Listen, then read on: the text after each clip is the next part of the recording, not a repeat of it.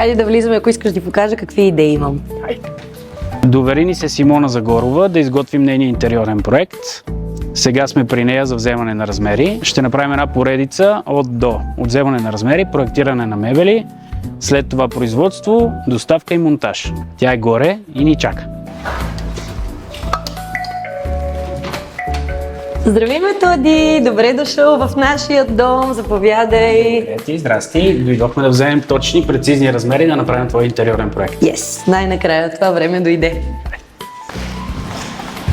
Днес ще вземем ориентировъчни размери, ти предлагам, докато майстора направи пода, стените, окачените тавани и вече в последствие да вземем и точните размери. Сега ще вземем размери за изготвяне на интериорния проект, след което ще обозначим къде трябва да се местят ел, ВИК изводи, абсолютно всичко, ще го подадем на вашите майстори.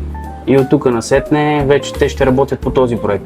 След като са готови, пак трябва да дойдем, да замерим вече абсолютно точно и оттам насетне вече с работните чертежи ще започнем да произвеждаме мебелите. Супер! Хайде да влизаме, ако искаш да ти покажа какви идеи имам. Хайде!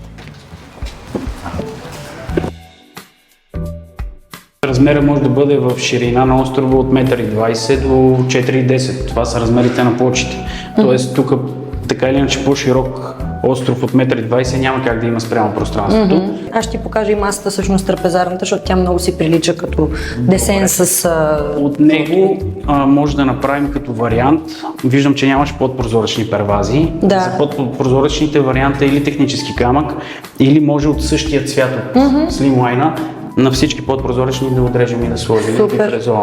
Тук си представи шкафове горни, представи си тук, айде не толкова, ама е така, примерно до тук ще има шкафове и след това, ако продължим, тук са шкафове. Тук, ако е нещо много голямо, Не, по-малко ще е. трябва да е определено по-прибран полилея. Добре. И сега реално с теб ще направим една поредица от видеа. Супер. След подписването на договора в нашия офис, сега след вземането на размерите за изготвяне на интериорния проект, след това ще дойдеш в офиса да видиш какво сме направили за теб, какви предложения ще ни подготвим. Супер. И оттам... Дизайнерската част, любимата част. Да. Добре. И след това остава, след твоето одобрение, да ги вкараме в производство.